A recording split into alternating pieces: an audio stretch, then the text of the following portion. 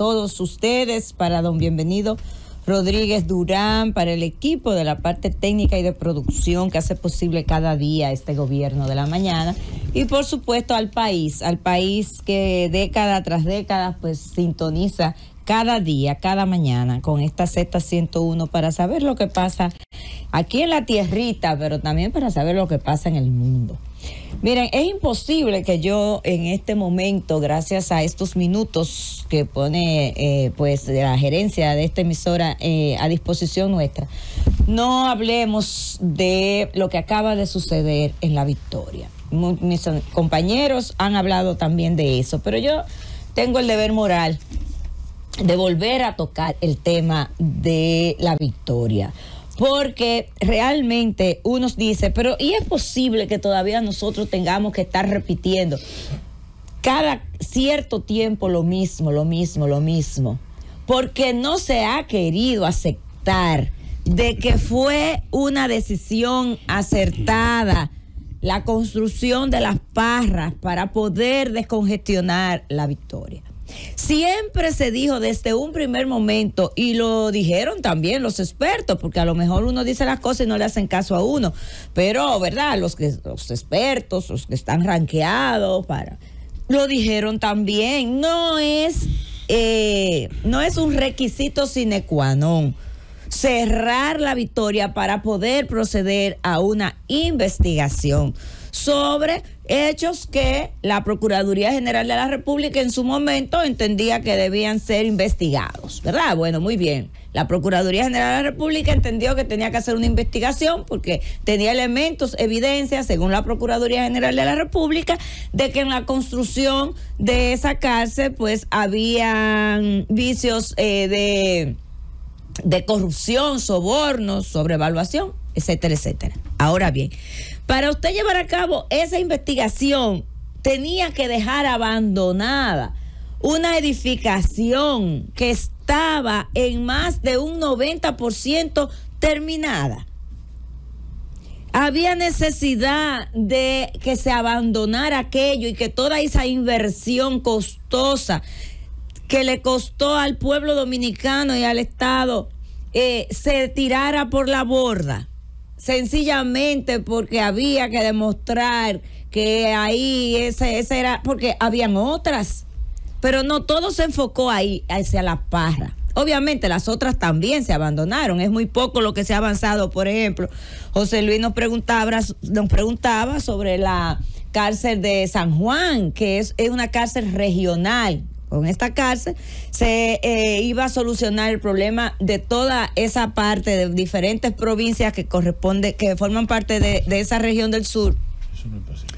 Para resolver el problema de hacinamiento. El mayor problema que tienen las cárceles de nuestro país es el hacinamiento. El hacinamiento es la madre de todos los males que se dan a lo interno de esos barrotes, de esos muros. Todos los males, la corrupción, las violaciones a los derechos fundamentales, todo lo que usted se puede imaginar, toda esa aberración que se dan detrás de esos muros. En cuanto a el poco respeto a la dignidad de la persona, la falta de responsabilidad de los que están llamados a gerenciar esos centros, la irresponsabilidad y el contubernio de las autoridades penitenciarias, que sí es cierto, como dice Manuel Conde, eso no es un asunto de ahora, es un asunto histórico de nuestra cárcel. Por eso en el 2004, cuando llegó Leonel Fernández a la presidencia, se le dio prioridad a ese tema. Y se le dio prioridad en el sentido de que se entregaron los recursos, se le destinaron los recursos a la Procuraduría General de la República para que iniciara ese proceso. Si eso no se hubiese iniciado en el 2004, nosotros no sabemos dónde estaríamos ahora. Porque es cierto que se ha abandonado en el camino, es cierto que se ha retrocedido como nunca en estos últimos 4 años, pero se avanzó en su momento. Y en ese momento se entendía que la única manera de poder avanzar era haciendo un desmonte paulatino, porque no se podía intervenir todas las cárceles de golpe porrazo. De la misma manera que, por ejemplo, hemos dicho, no se puede hacer el tema de la reforma policial de golpe y porrazo. Entonces, se empezó un proceso. Y en la gestión de Radamés Jiménez Peña se empezaron a construir las cárceles para empezar a darle solución a ese problema del hacinamiento. Y fue en esa gestión donde se construyeron las principales cárceles o las primeras cárceles. Se construyó La Isleta en Moca, se construyó Anamuya en Higüey, se construyó La Vega, en Los Pinitos, en La Vega. Y se remodeló y se amplió Najayo Mujeres. Y se comenzó a implementar. Se inició el proceso de descongestionamiento y de ir desmontando Najayo Hombres.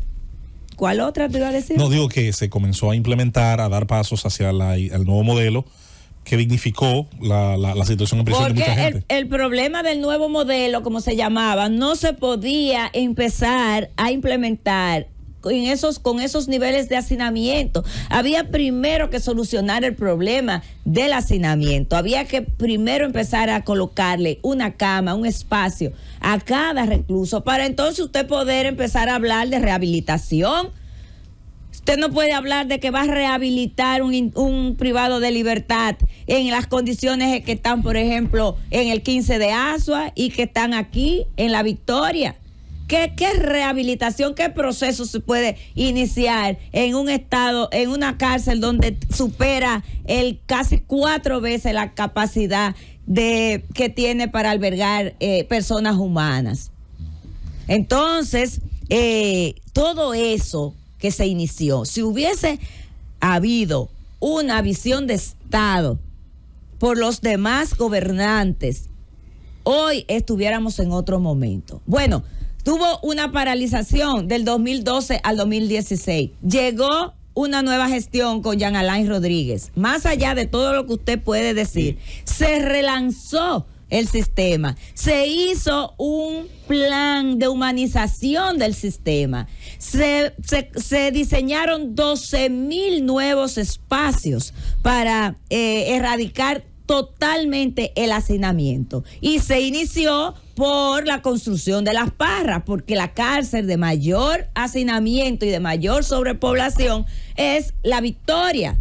Y cuando todo estaba casi listo, donde todo estaba previsto para iniciar en pocos días el traslado de los primeros 100 reos, todo se paraliza y se olvida y se abandona. Y no ha sido interés ni de la Procuraduría General de la República ni del gobierno central, llámese el Poder Ejecutivo. ¿Por qué? Porque el presidente de la República es quien dirige la política criminal del Estado junto a su procurador. Y en esa política anticrimen del Estado están las cárceles, que juegan un papel fundamental en ese plan de contrarrestar los crímenes en el país. Porque desde esas cárceles donde se diseñan muchos de los delitos y los crímenes, los sicariatos y los atracos que se hacen en el país. No podemos hablar de una política anticrimen del Estado efectiva si tenemos las cárceles como las tenemos, y el mayor foco está en La Victoria y en el 15 de Asua. Sin embargo, eso se abandonó. No solamente se tiró por la borda toda la inversión económica, sino también todo lo que se había avanzado, la esperanza de tener hoy una cárcel que estuviera operando bajo otros estándares y no tuviéramos lo que tenemos hoy en la cárcel de La Victoria. 3 muertos, qué sé yo, cuántos heridos, pero además los otros problemas estructurales que hay ahí y que vemos de manera reiterativa cada X tiempo. Entonces, hoy decimos que no se ha hecho nada de una manera mezquina. Sí se ha hecho y sí ha habido intenciones serias de hacerlo, porque por ahí pasaron 2 procuradores generales de la República que sí trabajaron en ese sentido.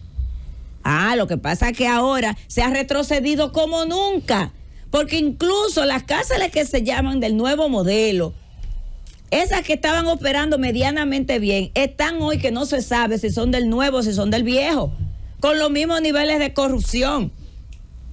Y hemos visto incluso asesinatos u homicidios que se han incluso hecho en una de esas cárceles que pertenecen al famoso nuevo modelo, entre comillas, que hoy ya eso no existe para nada.